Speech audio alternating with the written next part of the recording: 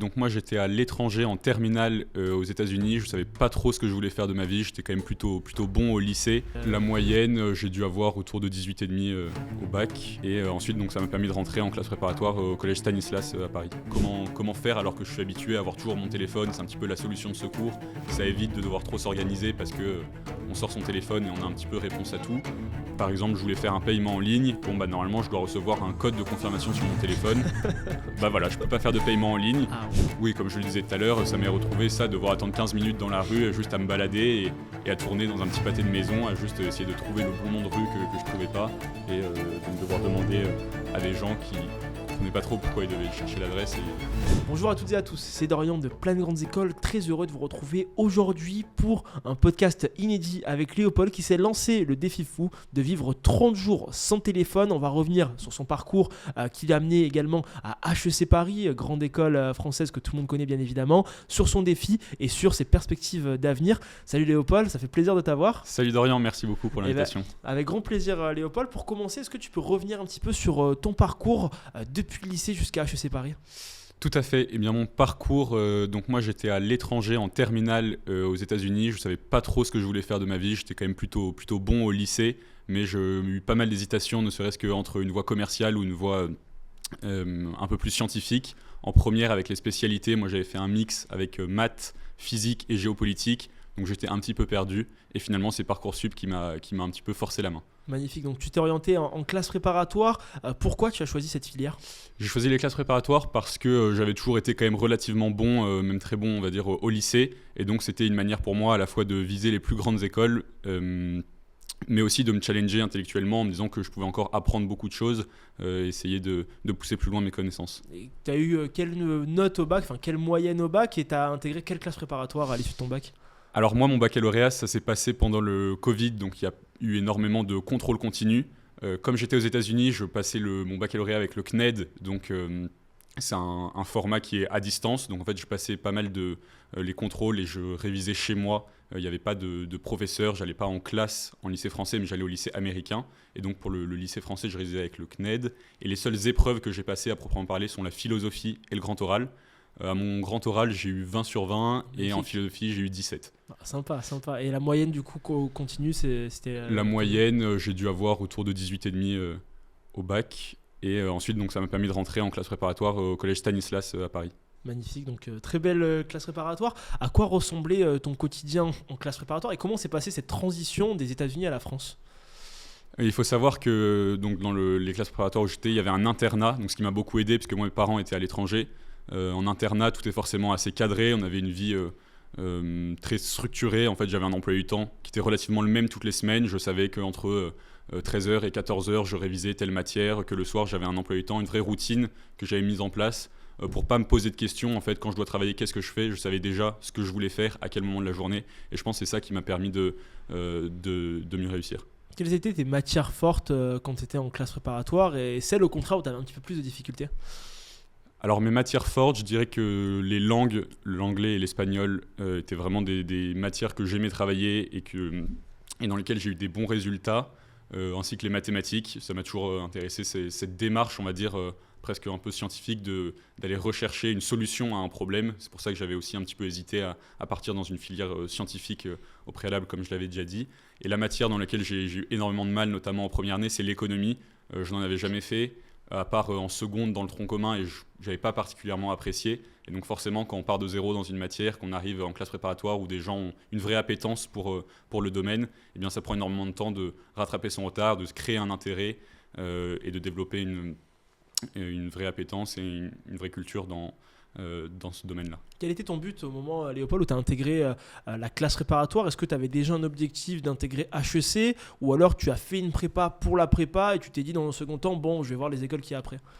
Je pense que dans un premier temps, j'ai quand même voulu vraiment vivre l'expérience de prépa, notamment en première année, où je n'avais pas encore l'impératif, on va dire, du concours et la pression qui va avec.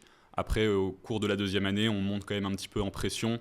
Dans la classe préparatoire dans laquelle j'étais, il y a quand même beaucoup de gens qui intègrent HEC ou en tout cas des écoles du top 3. Donc moi, l'objectif, c'était quand même le top 3. Après, bien sûr, c'était pas forcément HEC, mais j'avais quand même des ambitions de top 3. Donc c'est au moment de ta deuxième année de prépa où là tu as commencé vraiment à voir en ligne de mire les parisiennes et spécifiquement HEC. Exactement. Ouais. Ok, magnifique. Donc après, donc, tu passes tes concours, ça se passe comment cette étape des concours, que ce soit écrit, oraux, de manière plus large cette période-là? Les écrits, de manière générale, je pense que c'est c'est un des domaines pour lesquels on est le plus préparé parce que pendant 2 ans, on fait énormément d'écrits. De manière générale, même la culture française, au cours de nos différentes années d'apprentissage au collège, au lycée, on travaille énormément l'écrit. Donc sur ça, j'étais plus confiant. On va dire, en passant mon permis un petit peu plus tard à HEC, finalement, je pense que j'avais plus de pression pour mon permis qu'au moment des écrits. Parce qu'en fait, on est devenu un peu, c'est presque mécanique. On arrive, on a son sujet, on sait comment il faut le faire. Et donc l'écrit, j'étais relativement serein. Après, il y a presque pendant 1 mois où on ne sait pas trop quoi faire parce qu'on attend les résultats de nos écrits. Donc, période un petit peu stressante où on me dit il faut réviser, mais tu ne sais pas trop quoi réviser, tu ne sais pas exactement où aller. Et puis, au moment des résultats des écrits, et bien là, on se dit finalement, on a des oraux qui arrivent, donc il va vraiment falloir se mettre à fond dans ces révisions-là. Et puis après, plus particulièrement, les oraux de chaque école, je savais que j'avais été donc admissible à HEC où il y a le plus d'oraux à préparer. Et ces oraux-là, moi, ce qui m'a le plus marqué, c'est que mon premier oral était un oral de mathématiques que j'ai complètement raté. Ça t'a mis bien pour et donc, c'était les horrible, 5 autres vraiment. épreuves. Ouais. Les gens avec qui j'étais, tout le monde le savait. Et j'étais vraiment du coup un peu dans le dur parce que je savais que j'avais vraiment raté cette épreuve. Moi, j'ai eu 6 au final. Donc, vous voyez, même si vous ratez une épreuve, on peut toujours intégrer. Et finalement, c'est l'économie matière qui était mon point faible en prépa qui m'a permis de sauver. J'avais eu une note, je ne sais plus, 14 ou 15, qui est une relativement bonne note à l'oral. Et donc, qui m'a quand même permis de rentrer à HEC. Magnifique, donc parcours très, très inspirant et bravo pour ça Léopold. Une fois que tu es admis à HEC, qu'est-ce qui t'a le plus attiré directement au sein de l'école? De manière générale, au sein de l'école, je pense qu'il y a 2 choses qui m'ont particulièrement plu. Premièrement, c'est les rencontres qu'on est amené à faire. En classe préparatoire, on est très centré sur un petit groupe, le petit groupe de sa prépa, son petit groupe de révision, et même encore plus sur soi, parce que c'est son travail, on est seul au moment de l'examen. Donc même si on révise avec d'autres, c'est quand même plus des choses personnelles sur notre travail. À HEC, on a une ouverture d'esprit, on rencontre beaucoup de gens qui ont des parcours très différents, serait-ce parce qu'ils viennent d'endroits différents géographiquement, ils ont des cultures, des origines, des savoir-faire différents. Et donc, ça permet vraiment de découvrir complètement autre chose. Et ensuite, le deuxième point, c'est qu'on a énormément de temps qui nous est alloué. En prépa, finalement, on a notre emploi du temps, on sait ce qu'on doit faire. À HEC, on arrive et finalement, à part les cours qui prennent relativement peu de temps, on a énormément de temps libre qui nous est offert pour en fait développer nos passions et passer du temps là où on a envie. Magnifique, là tu es à peu près à mi-parcours au sein d'HEC.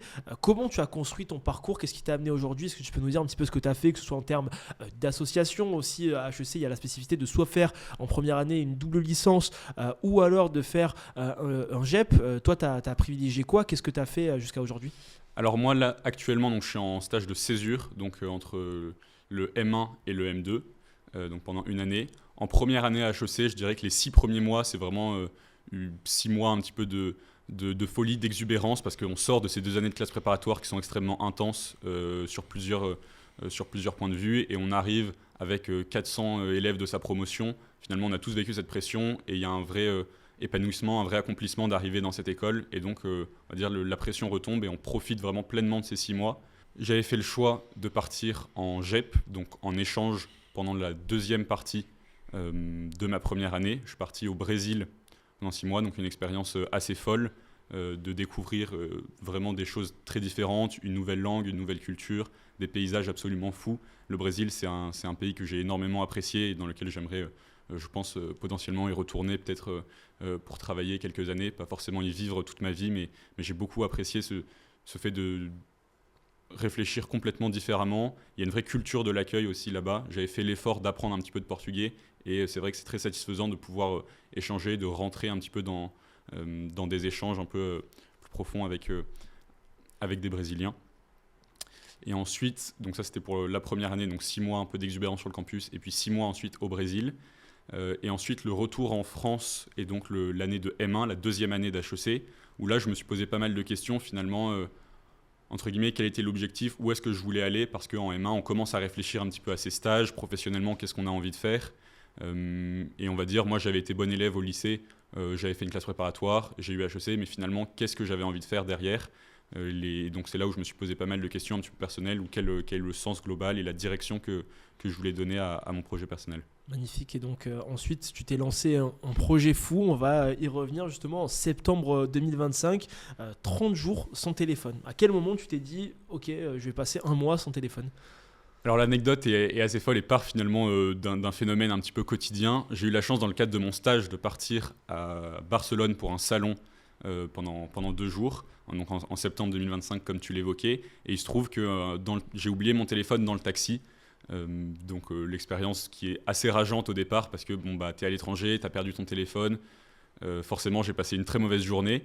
Et finalement, de fil en aiguille, j'ai pas racheté un téléphone tout de suite parce que d'abord j'étais à Barcelone, puis après le retour en France, j'ai repris un petit peu la frénésie du quotidien. Et je me suis dit, finalement, à la fois, c'est un petit peu un défi personnel. Comment faire alors que je suis habitué à avoir toujours mon téléphone? C'est un petit peu la solution de secours.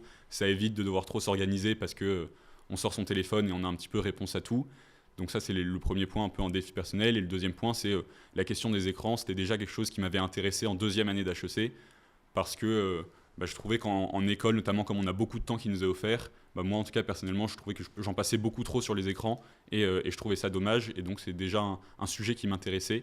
Et donc je me suis dit, finalement, comment faire pour que, on va dire, cet oubli un petit peu rageant et frustrant, le transformer en fait en quelque chose d'intéressant et d'intelligent pour moi et potentiellement voir ce que ça pouvait faire de passer 30 jours, est-ce que c'était possible même, et est-ce que ça faisait pour moi. Donc tu n'avais absolument pas prédit de faire ce projet en fait, ça s'est fait parce que tu as oublié sans faire exprès, purement involontairement, ton téléphone quoi. Exactement, oui. C'est vraiment parti un peu d'un hasard, donc voilà, il faut saisir les opportunités même quand elles sont plutôt difficiles au départ. Magnifique. Et donc tu le décris, tu avais fait un super post LinkedIn qui a cartonné à ce propos, tu dis et tu décris les 10 premiers jours comme étant magiques. Qu'est-ce qui s'est passé exactement ces 10 premiers jours?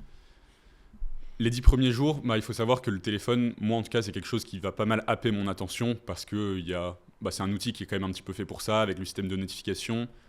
C'est aussi quelque chose que j'utilisais au quotidien pour écouter de la musique dans les transports, pour mettre des messages pour tuer un petit peu le temps libre, pour regarder des vidéos, pour regarder le chemin. Et donc finalement, ça me coupait aussi pas mal d'interactions, notamment de mon environnement. Par exemple, quand je marchais dans la rue entre le métro et chez moi ou le lieu de mon travail, je pouvais facilement être sur mon téléphone où j'avais de la musique et finalement, je ne regardais pas trop finalement qu'est-ce qui m'entourait, dans quelle rue j'étais.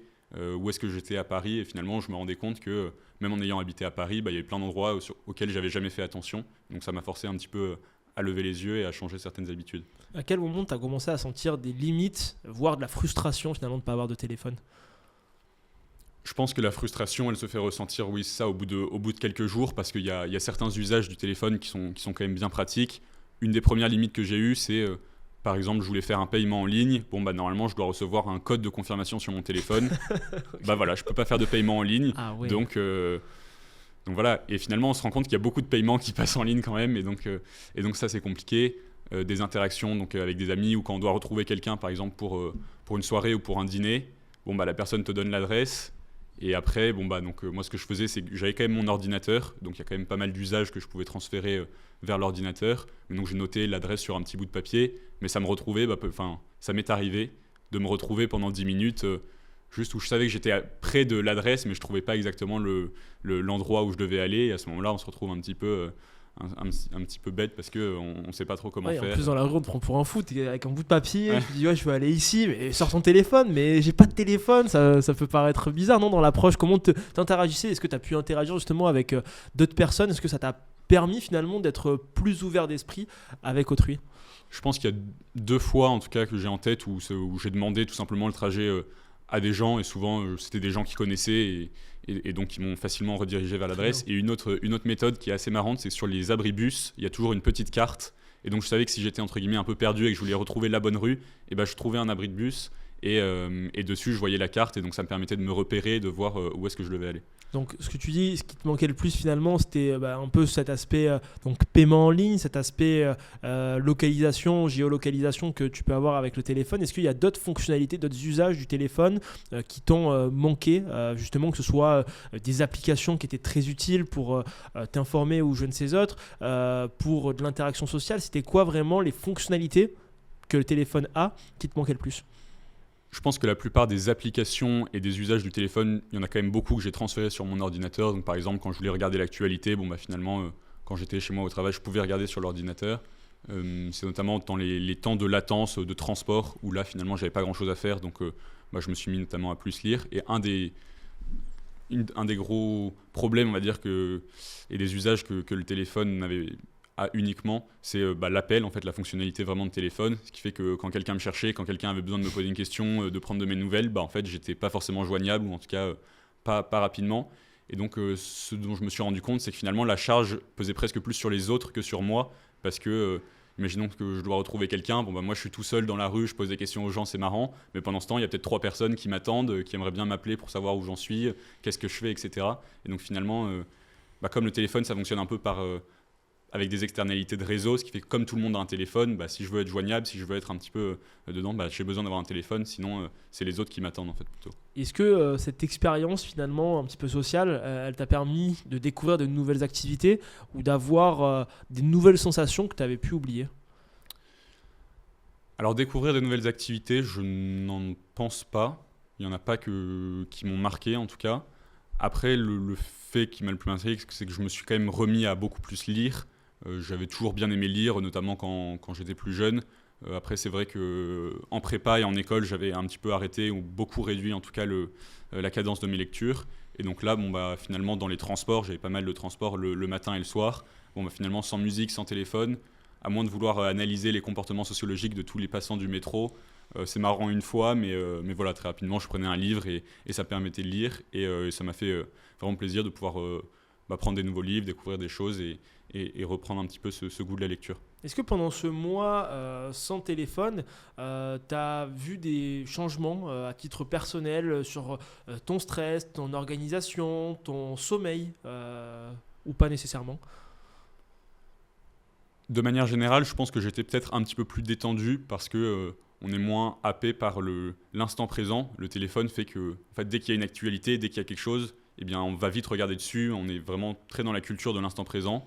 Quand on n'a pas de téléphone, quand on est en fait, dans les petits moments de latence, quand on va marcher d'un endroit à un autre, finalement, je savais que j'avais rien pour me tenir au courant, que je ne pouvais pas être au courant de ce que je manquais. Et donc finalement, un petit peu moins cette FOMO de se dire je rate peut-être un message, peut-être une vidéo marrante, peut-être quelqu'un qui veut me raconter quelque chose. Et donc finalement, je le redécouvrais après. Ok, donc très clair. Est-ce que depuis là que tu as récupéré ton téléphone, donc par la suite tu as repris un tel, ouais. Est-ce que tu as un rapport à ton téléphone qui est différent, le fait d'avoir été un mois sans téléphone ou pas forcément? Alors au début, je pense qu'en j'en ai racheté un, il y a eu un petit effet rebond, donc qui se caractérisait par le fait que j'ai passé un peu plus de temps dessus parce que ne serait-ce que déjà pour reparamétrer, remettre un peu toutes les applications que j'aime quand même bien utiliser sur mon téléphone parce qu'il y a un côté pratique et plus immédiat. Donc je dirais que je n'ai pas révolutionné ma vision et mon approche du téléphone. Après, je sais que ça m'a poussé quand même à une certaine sensibilisation. Quand je prends mon téléphone, j'essaye de me dire un peu plus, même si bien sûr je ne le fais pas à chaque fois, et ce n'est pas l'objectif, de me dire est-ce que vraiment j'ai besoin, là il est minuit 30, est-ce que j'ai vraiment besoin de prendre mon téléphone pour encore regarder une vidéo, ou finalement je sais que si là je le prends, finalement je vais passer encore 1 heure dessus, et voilà, donc essayer d'être un peu plus sensible à cet enjeu-là. Est-ce que tu as des anecdotes à nous raconter un petit peu pendant ces 30 jours, des choses un petit peu what the fuck qui sont passées sans téléphone? Alors, pas tant que ça, justement, on m'avait déjà posé la question, et finalement, si j'avais fait ce défi, c'est aussi que je savais que j'étais dans des conditions, on va dire, où normalement ça pouvait se faire. Il y a plein de gens qui peuvent pas parce qu'ils ont vraiment besoin de leur téléphone pour des usages du quotidien. Moi, j'avais quand même un petit peu avant de me lancer le truc, je m'étais dit, est-ce que c'est jouable? Dans quelle utilisation j'en aurais vraiment un besoin indispensable? Et j'avais calculé que, normalement, j'en avais pas trop besoin, donc sur ça allait. Après, oui, comme je le disais tout à l'heure, ça m'est retrouvé ça, devoir attendre 15 minutes dans la rue juste à me balader et à tourner dans un petit pâté de maison, à juste essayer de trouver le bon nom de rue que je trouvais pas, et donc devoir demander à des gens qui comprenaient pas trop pourquoi ils devaient chercher l'adresse, et voilà. Un autre phénomène aussi, c'était j'avais oublié une fois les clés pour rentrer chez moi. Sans téléphone, sans clé. Et voilà, sans Super. téléphone, sans clé. Et donc là, j'ai dû attendre un petit bout de temps donc, que quelqu'un veuille m'ouvrir parce que je ne pouvais pas les appeler pour leur demander de venir m'ouvrir. Donc voilà, deux petites anecdotes. Oh, sympa, ok, sympa. Donc magnifique. Donc après, les 30 jours étaient plus difficiles que les 10 premiers. Et la question qui vient naturellement, c'est finalement, c'est quoi le bilan après ces 30 jours? Quel bilan après donc 30 jours sans téléphone? Le bilan global, je dirais que aujourd'hui, je vois mal comment on peut se passer d'un téléphone dans notre usage du quotidien, parce qu'il y a des externalités de réseau qui font comme tout le monde autour de soi a un téléphone, finalement dans nos interactions du quotidien et dans beaucoup d'utilisations, que ce soit pour la musique, pour Google Maps, ne serait-ce que pour pour avoir un QR code. Voilà, pour revenir sur une anecdote, finalement, une fois j'allais voir un match, une fois j'ai dû prendre un billet de train, finalement il ne fallait pas que j'oublie de l'imprimer parce que sinon j'ai pas le QR code sur mon téléphone, et donc forcément il fallait tout anticiper. Le téléphone, je pense que ça favorise vraiment une culture où on a moins besoin de se préparer parce qu'on a tout sur notre téléphone. Et donc moi qui suis quelqu'un d'assez désorganisé, j'ai quand même réussi à perdre mon téléphone, donc je perds souvent des affaires. Enfin voilà, je sais que c'est quelque chose qui est un peu un de mes défauts. Voilà, le fait de ne pas avoir ce téléphone, ça m'a forcé un petit peu à essayer de me cadrer, de me dire finalement j'ai ça demain, comment je vais m'organiser, comment je vais préparer, essayer d'avoir un rythme de vie un peu plus cadré, là où le téléphone à la fois permet d'avoir un petit peu la solution à l'instant présent, et aussi tue un petit peu toujours les temps morts. On a 10 minutes à tuer, je sors mon téléphone et finalement les 10 minutes sont bien occupées. Et bien là, si j'ai 10 minutes à rien faire, faut trouver une autre occupation, donc c'est ça. Nickel. On passe donc au vrai ou faux avec Léopold, étudiant à HEC Paris qui a vécu 30 jours sans téléphone. C'est parti.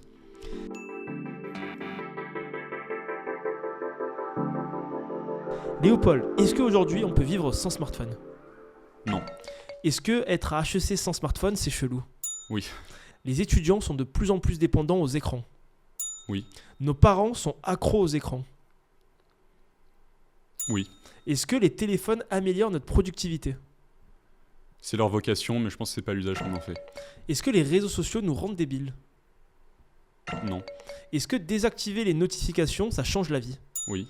Est-ce que le numérique nous rapproche plus qu'il nous éloigne? Bonne question, ça dépend de l'utilisation qu'on en fait. Très clair. Et donc justement, prolongation un petit peu de cette dernière question philosophique, est-ce que tu peux développer un petit peu, ça dépend de l'usage qu'on en fait concrètement? Je pense que le téléphone, à l'origine, le but c'est quand même de simplifier les interactions sociales. C'est-à-dire que si demain je veux retrouver quelqu'un, au lieu de lui envoyer un email ou ne serait-ce qu'avant une lettre qui va prendre du temps, je peux l'appeler pour prendre de ses nouvelles, je peux lui dire on se retrouve demain à tel endroit, et donc ça simplifie les interactions. Si moi aujourd'hui je veux échanger avec quelqu'un qui est en Australie, je lui envoie un message et ça se fait extrêmement facilement. Donc oui, le téléphone permet quand même de faciliter ces interactions grâce aux services notamment de messagerie ou d'appel. Après, je pense qu'il y a quand même un phénomène d'isolement produit par les réseaux sociaux parce qu'il y a énormément d'autres choses que permettent le téléphone qui, eux, ne servent pas justement ces interactions. Il y avait un chiffre qui m'a marqué, 62% donc des 18-24 ans qui ont un sentiment de solitude qui se développe de manière temporaire ou récurrente, ce qui montre que finalement dans une société qui est hyper connectée, où justement on a une augmentation du numérique, on a aussi cet isolement qui va augmenter. Pourquoi ? Parce qu'aujourd'hui on a moins besoin aussi de ces interactions sociales pour tuer en fait notre temps mort, pour occuper nos journées. On peut très bien les passer devant un écran, ça occupe notre temps. On a une génération de dopamine qui est faite par des vidéos, par du scroll, avec des algorithmes qui sont personnalisés, et on a beaucoup moins justement besoin d'avoir ces interactions sociales, physiques ou virtuelles. Quelle est ton application préférée, Léopold, et pourquoi ? Mon application préférée, si je devais n'en garder qu'une, je pense que je garderais... il y en a 3 qui me viennent en tête. Allez, un peu comme ça. 3 alors, 3. Donc je vais dire 3, je dirais Spotify, parce que écouter de la musique, moi c'est vraiment quelque chose que j'apprécie beaucoup. Google Maps ou une application pour se diriger, parce que j'ai trop galéré sans téléphone pour trouver mon chemin.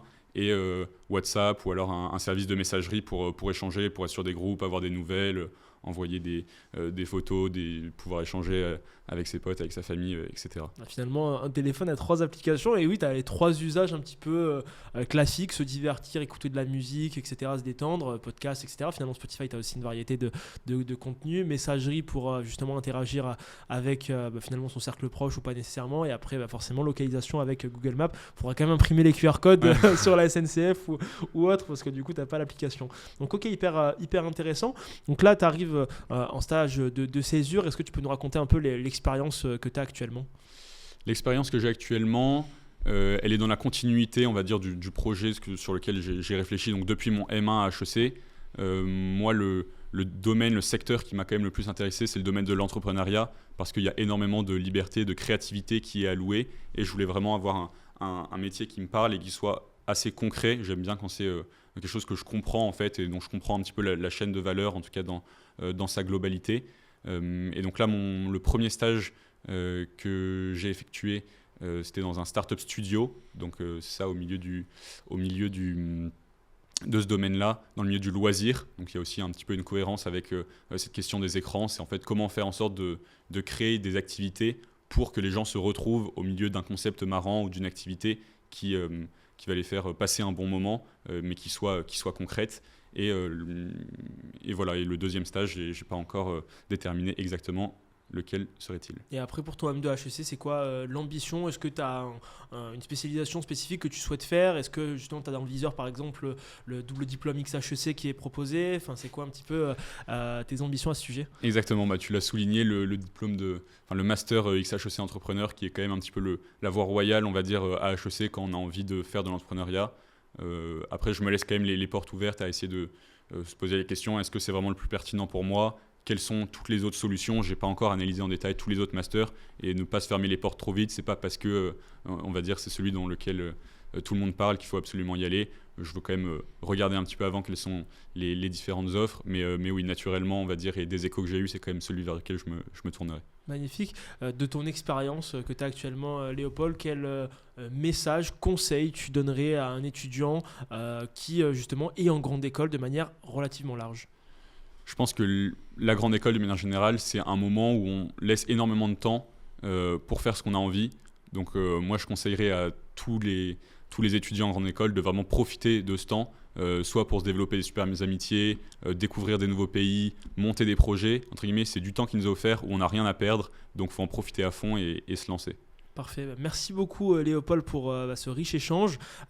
Si vous avez des questions, encore une fois, n'hésitez absolument pas à les poser directement en commentaire. On met également le lien LinkedIn de Léopold directement en commentaire, en description, pour pouvoir directement le contacter, l'ajouter et suivre un petit peu la suite de son parcours si besoin. N'hésitez pas à liker, vous abonner si ce n'est pas déjà fait. Et un grand merci Léopold pour ta présence. Merci de rien.